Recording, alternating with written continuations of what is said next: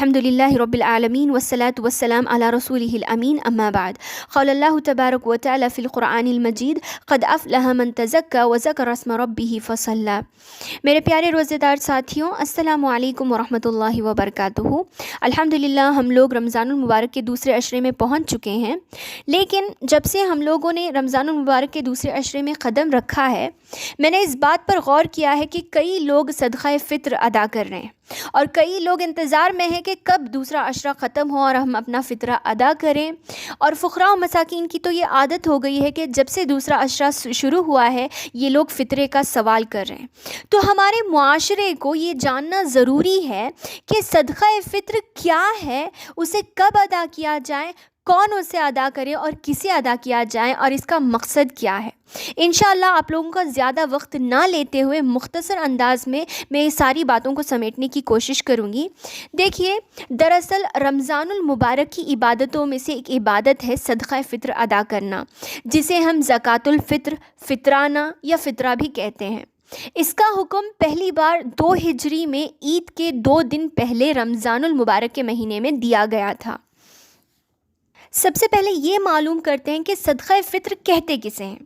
دیکھیے، ماہ رمضان کے ختم ہونے پر عید کی نماز سے پہلے فطرہ ادا کرنا، غریبوں کو راشن دینا، اسے صدقہ فطر کہا جاتا ہے۔ اب سوال یہ ہے کہ کیا یہ چیز ضروری ہے یا دینا یا نہ دینے میں اختیار ہے۔ دیکھیے، حدیث کی طرف چلتے ہیں۔ بخاری میں حدیث نمبر 1503 اور مسلم کی 2276 میں ابن عمر رضی اللہ عنہما سے مروی ہے، فرماتے ہیں قال فرض رسول اللہ صلی اللہ علیہ وسلم زکوٰۃ الفطر۔ ابن عمر رضی اللہ عنہما سے مروی ہے کہ رسول صلی اللہ علیہ وسلم نے صدقہ فطر کو فرض قرار دیا ہے۔ تو صدقہ فطر فرض ہے، یعنی اس کا چھوڑنا گناہ کا باعث ہوگا، تو صدقہ فطر کو نہیں چھوڑا جا سکتا، اس کو ادا کرنا فرض ہے۔ اب سوال یہ ہے کہ یہ کن لوگوں پر فرض ہے، کسے دینا چاہیے صدقہ فطر؟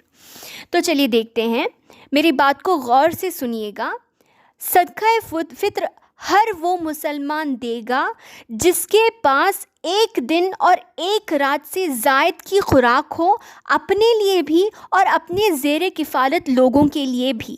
زیر کفالت لوگ یعنی گھر کا جو ذمہ دار ہے وہ جن لوگوں کو پال رہا ہے۔ مثال کے طور پر گھر کا جو ذمہ دار ہے، جو پال رہا ہے، وہ باپ ہوتا ہے۔ عام طور پر باپ اپنے بچوں کو، اپنے بیوی کو اور کبھی کبھار اپنے ماں باپ کو اور جو بھی ان کے گھر میں رہتے ہیں، ان کی ذمہ داری اس کے ہاتھوں میں ہے، وہ انہیں کھلا رہا ہے، پلا رہا ہے، تو اس پر ضروری ہے کہ وہ ان سب کی جانب سے صدقہ فطر ادا کریں۔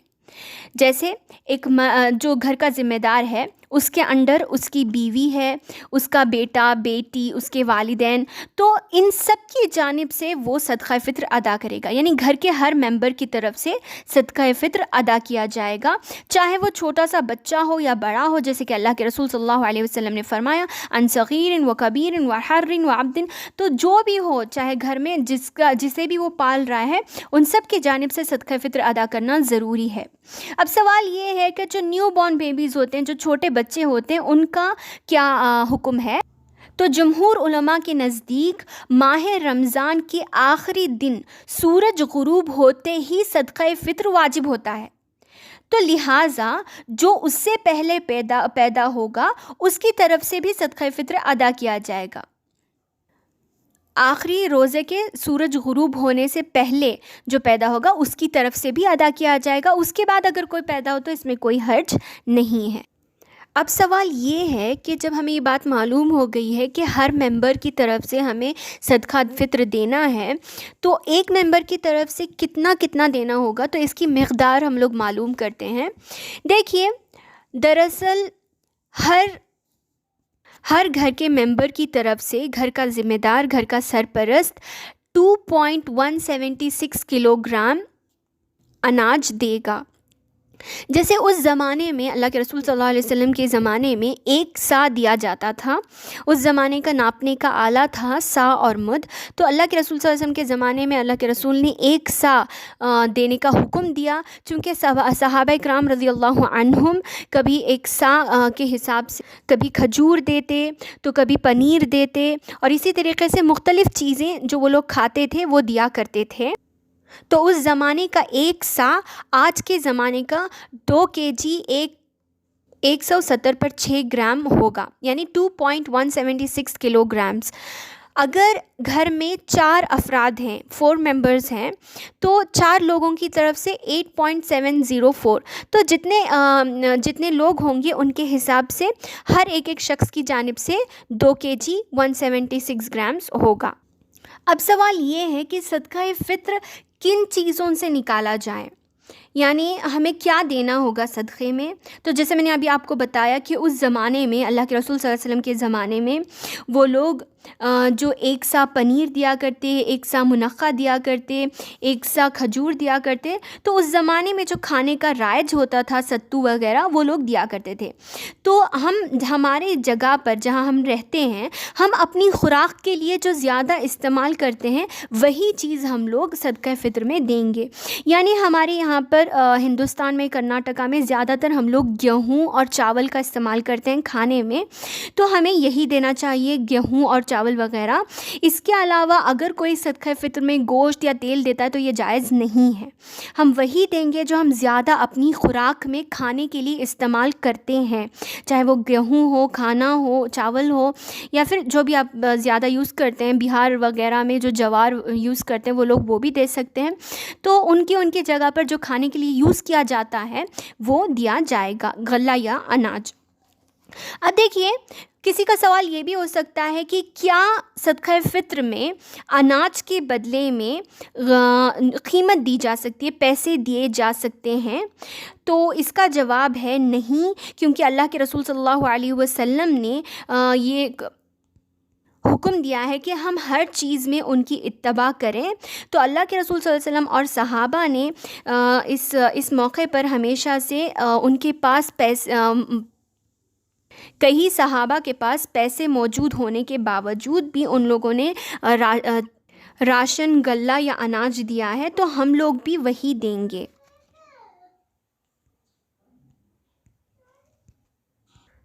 ایک مرتبہ امام ابو داؤد نے امام احمد بن حنبل سے پوچھا کہ صدقہ فطر میں قیمت دی جا سکتی ہے، تو امام احمد بن حنبل نے جواب دیا کہ یہ قیمت سنت رسول صلی اللہ علیہ وسلم سے کس سے ثابت نہیں، تو یہ ان کے خلاف ہوگا اور شاید مقبول بھی نہ ہو۔